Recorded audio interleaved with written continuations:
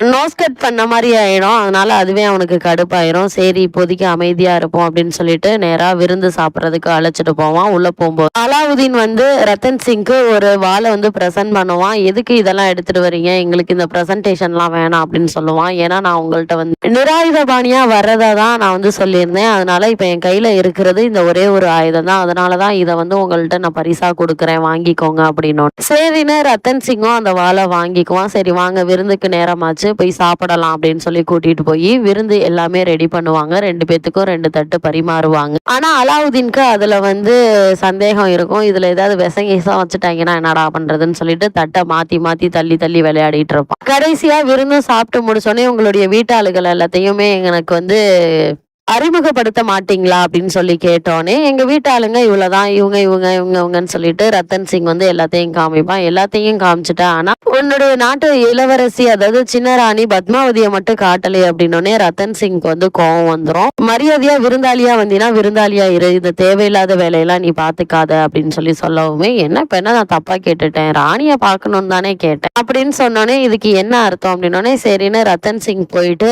ராணி கிட்ட கேட்டோன்னே பத்மாவதி சொல்லுவா, சரி இதனால இந்த நாட்டுல எந்த ஒரு பிரச்சனையுமே வரக்கூடாது, அதனால நான் வந்து அந்த அலாவுதீனை பாக்குறதுக்கு நான் தயாராகிறேன் அப்படின்னு சொல்லிடுவான். அப்ப சிவன் கிட்ட வேண்டிட்டு இருக்கும் போது அந்த மந்திரியோடைய அம்மா வந்து என்ன சொல்லுவாங்க அப்படின்னா, ஒரு தூபத்தை கொண்டு வந்து இந்த தூபத்தை நீங்க கையில வச்சுக்கோங்க, அந்த இறைவனுடைய அருளால அலாவுதீனுடைய பார்வை உங்கள் மேல படாத அளவுக்கு இந்த தூபம் வந்து உங்களை காப்பாத்தும் அப்படின்னு சொல்லிட்டு அந்த தூபத்தை வந்து கையில கொடுத்துட்றாங்க. ராணி அதுக்கு ஒரு பிளான் பண்ணிருப்பா. என்னன்னா ராணி வந்து அவங்களுடைய அந்தபுரத்துல ஒரு முற்றத்துல இருக்கிற மாதிரியும் அவங்களுடைய பிம்பம் ஒரு கண்ணாடியில பட்டு அதுக்கு ஆப்போசிட் சைடு இருக்குல்ல மிரர்ல வந்து பிரதிபலிக்கிற மாதிரி ரெடி பண்ணிருப்பாங்க. ஆனா அவங்க கையில தூபம் வச்சிருந்தாலும் அந்த புகையில வந்து ராணியோட முகமே தெரியாது, ரொம்பவே எட்டத்துல இருக்கிற மாதிரி இருக்கும். கண்ணாடி மூலியமா தான் அந்த ராணியை பார்க்க முடியும். அப்படி பார்த்துட்டு இருக்கும் போதே முகத்தை பாக்குறதுக்கு முன்னாடியே அந்த துணியை வச்சு அந்த கண்ணாடி மிரரை வந்து க்ளோஸ் பண்ணிடுவாங்க. இதை பார்த்தோன்னே அலாவுதீனுக்கு ரொம்பவே கோபம் வந்துடும். என்னடா ராணியை பார்க்கணும்னு கேட்டா இப்படி பண்ணிட்டாங்களேன்னு சொல்லிட்டு சரி நான் வந்து உங்களுடைய அரண்மனைக்கு எப்படி நிராயுதபாணியா நான் வந்தனோ அதே மாதிரி நீங்களும் என்னுடைய முகாமுக்கு நீங்களும் நிராயுதபாணியா எந்த ஒரு படையும் இல்லாம எங்க விருந்துக்கு நீங்க வரணும் அப்படின்னு சொல்லிடுவான். சரி ரத்தன் சிங்கும் ஒப்புதல் கொடுத்துருவான். இதை கேட்ட ராணிக்கு ரொம்பவே கோபம் வந்துடும். அவன் வந்தா சரி நீங்க எதுக்கு போகணும், நீங்க போகணும்னு எந்த ஒரு அவசியமும் இல்லை, தயவு செய்து போவாதீங்க அப்படின்னு எவ்வளவோ சொல்லுவான். ஆனா ரத்தன் சிங் வந்து கேட்க மாட்டான். அவனே இவ்வளவு தூரம் எந்த ஒரு படைபலமோ இல்லது எந்த ஒரு ஆயுதமோ இல்லாம அவன் வந்துட்டு போயிட்டான். ஆனா நான் வந்து போக கூடாதுன்னு சொல்றீங்க, இதெல்லாம் சரியா, இது வந்து ராஜபுத்திரர்களுக்கு அவமானம் அப்படின்னு சொன்னோன்னே சரி நீங்க எதுக்கும் கையில கத்தி இது மாதிரி எடுத்துட்டு போங்கன்னு எவ்வளவோ சொல்லி பாப்பா. ஆனா கேட்க மாட்டான். கடைசியா ரத்தன் சிங் என்ன சொல்லிட்டு போவானா, சாயந்தரம் நிலா வர்றதுக்கு முன்னாடி நான் வந்துருவேன், நீ கவலைப்படாத அப்படின்னு சொல்லிட்டு ரத்தன் சிங் வந்து அலாவுதீனுடைய அந்த முகாமுக்கு போறான். இவ சாமி கும்பிட்டுட்டு இருக்கா. அப்ப வந்து அரண்மனையில இருந்து வந்து சாப்பிட கூப்பிடுறாங்க. எதுக்கு சாப்பிட கூப்பிடுறாங்க அப்படின்னா, போய் ரொம்ப நேரம் ஆச்சு, நீங்களும் இன்னும் ஒண்ணுமே சாப்பிடல, சாப்பிட வாங்க அப்படின்னு சொல்லி கூப்பிடுறாங்க. கூப்பிட்டுட்டு இருக்கும் போதே பத்மாவதி என்ன சொல்றானா, அவன் சிவன் கோயில்ல தான் ஒரு சூலத்தை வச்சுட்டு இருக்கா. ரத்தன் சிங் வந்து ராஜா வந்து சந்திரன் வர்றதுக்குள்ள வந்துடுறேன்னு சொல்லி இருக்கிறாரு, நான் அவர் வந்ததுக்கு அப்புறம் தான் சாப்பிடுவேன் அப்படின்னு சொல்லி சொல்றா. உடனே அந்த அம்மா என்ன சொல்றாங்க, இன்னைக்கு எப்படி சந்திரன் வரும், இன்னைக்கு முழு அமாவாசையாச்சு அப்படின்னு சொன்னோன்னே அவளுக்கு வந்து தூக்கி வாரி போட்டுரும். என்னடா இப்படி ஆகி போச்சு அப்படின்னு சொல்லிட்டு இவன் இங்க வந்து சாப்பிட போயிருப்பான் இல்லையா, படை வீரர்கள்லாம் கொஞ்சம் எட்டியே தான் அந்த மந்திரிகள்லாம் நிப்பாங்க. ரத்தன் சிங் மட்டும்தான் அந்த முகாமுக்குள்ள போகும். கடைசியில என்ன நடக்கும் அப்படின்னு சொல்லி பாத்தீங்கன்னா, அலாவுதீன் அவனுடைய படை எல்லாத்தையுமே போக சொல்லியிருப்பான். நீங்க எல்லாருமே போங்க, நான் மட்டும் இருக்கேன்னு சொல்லியிருப்பான். கடைசியில அது எல்லாமே போய் எல்லாத்தையுமே இவனுடைய கண் மறைவுல வச்சிருப்பான். கடைசியில ரத்தன் சிங் உள்ள வந்தோடனே ஒரு புகை மாதிரி மணல் புகை, அதாவது மணல் சூறாவளின்னு கூட சொல்லலாம், அது மாதிரி வரும். இதை பார்த்தோன்னே அங்க இருந்த மந்திரி தளபதிக்கெல்லாம் ஏதோ ஒரு சந்தேகம் வந்து வேக வேகமா அந்த அரண்மனை அதாவது அந்த முகாம்குள்ள போய் பார்க்கும்போது அங்க ரத்தன் சிங் வந்து இருக்க மாட்டான். அவனை கடத்திட்டு போயிடுறாங்க.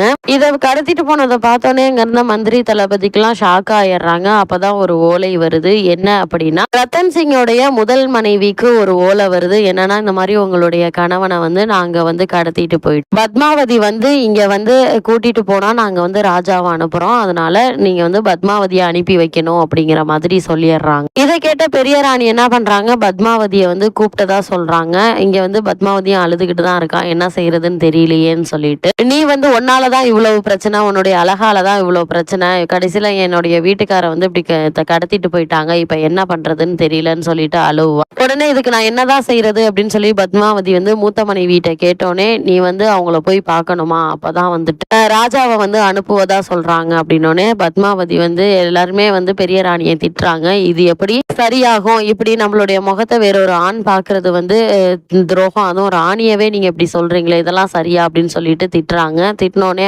பெரிய ராணி அழுவுறாங்க. நான் என்னதான் செய்யட்டும், என்னை ஏன் இப்படி படுத்துறீங்க அப்படின்னு சொல்லி கேட்டு அழுவா. அழுதோடனே பத்மாவதி என்ன சொல்றான்னா, நான் போறேன், நான் போயிட்டு நான் பார்த்துட்டு ராஜாவை வந்து நான் எப்படியாவது காப்பாத்தி கூட்டிட்டு வரேன், இது வந்து அந்த சிவன் மேல சத்தியம் அப்படின்னு சொல்றா. உடனே அங்க இருக்க தளபதி, அமைச்சர், மந்திரி எல்லாமே ராணி கிட்ட போய் உபதேசம் பண்றாங்க. நான் ஒரு அண்ணனா உன்னை வந்து நான் அனுப்ப மாட்டேன் அப்படின்னு சொல்லி சொல்றாங்க. நீ வந்து நான் வந்து உங்களுடைய தங்கச்சி கிடையாது, நீங்க வந்து என் அண்ணன் கிடையாது, நான் இப்போ ஒரு இளவரசி, நான் சொல்றதுதான் சட்டம் அப்படின்னு சொல்லிட்டு ஒரு பிளான் பண்றாங்க. அவங்க ஒரு 4-5 கோரிக்கைகளை வைக்கிறாங்க. அது என்னன்னா, என்ன கண்டிஷன் போடுறாங்க அப்படின்னா, முதல் கண்டிஷன், என் கூட வந்து 8000 பணிப்பெண்கள் எனக்கு துணையா வருவாங்க. அது மட்டும் இல்லாம ராஜ துரோகியான அந்த ராஜகுருவுடைய தலையை பரிசா என்னுடைய அரண்மனைக்கு வந்தாதான் நான் இங்க இருந்து இந்த பல்லாக்கு கிளம்பும். அது மட்டும் இல்லாம 3வது, நான் வந்து ராஜாவை பார்த்ததுக்கு அப்புறம் தான் நீங்க வந்து என்னை பார்க்க முடியும் அப்படின்னு பல கண்டிஷன்களை போட்டுதான் ராணி வந்து இங்க இருந்து கிளம்புறாங்க. இதை யாரு படிக்கிறா, அலாவுதீன் கில்ஜியோட அரண்மனையில இந்த ராஜகுரு தான் இந்த கண்டிஷன் எல்லாத்தையுமே படிக்கிறாங்க. படிக்கும்போது என்ன சொல்றாங்கன்னா, ராணி பத்மாவதி வந்து இந்த மாதிரி கண்டிஷன்ஸ்லாம் அனுப்பியிருக்காங்க, அந்த கண்டிஷன்ஸ்க்குலாம் நீங்க வந்து ஓகே சொன்னாதான் அவங்க வருவாங்களாமா அப்படின்னு சொல்லி சொல்றாங்க. கில்ஜி, அதாவது அலாவுதீன் கில்ஜிக்கு ஏற்கனவே பத்மாவதியை எப்படியாவது பார்த்தாகணுங்கிற ஆசையில அவன் என்ன சொன்னாலும் செய்யணுங்கிற ஒரு கண்டிஷன்லாம் இருக்கான்.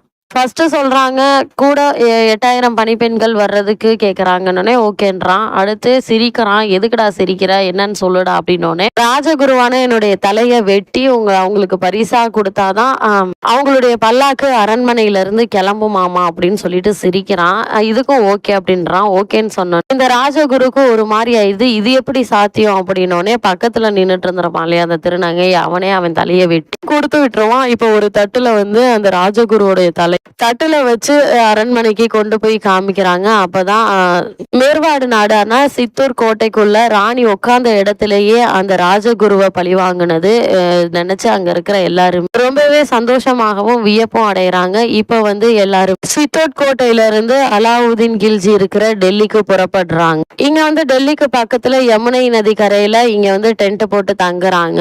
அதே போல அங்க அலாவுதீன் கில்ஜியோட அரண்மனையில என்ன நடக்குதுன்னா, பத்மாவதியை பார்க்க போறேங்கிற சந்தோஷத்தை எல்லாருமே ஆடி பாடி சந்தோஷமா இருக்கிறாங்க. அந்த தருணத்துல என்ன நடக்குதுன்னா, கில்ஜியோடைய மகன் என்ன பண்ணிடுறான்னா, அவனை எல்லாருமே கிண்டல் அடிச்சு பேசிட்டு இருக்கும் போது அவனுக்கு கோபம் வந்துருது. ஏற்கனவே கில்ஜி, அதாவது அலாவுதீன் கில்ஜி வந்து ஏமாத்தி தானே இந்த அரசனை அரியணையில ஏறினா, அதனால அவனை நம்ம சும்மா விடக்கூடாதுன்னு சொல்லிட்டு ஒரு 10-15 அம்புல வந்து விஷத்தை தடவி நேரா கில்ஜியோடைய நெஞ்சிலேயே குத்திடுறான். இது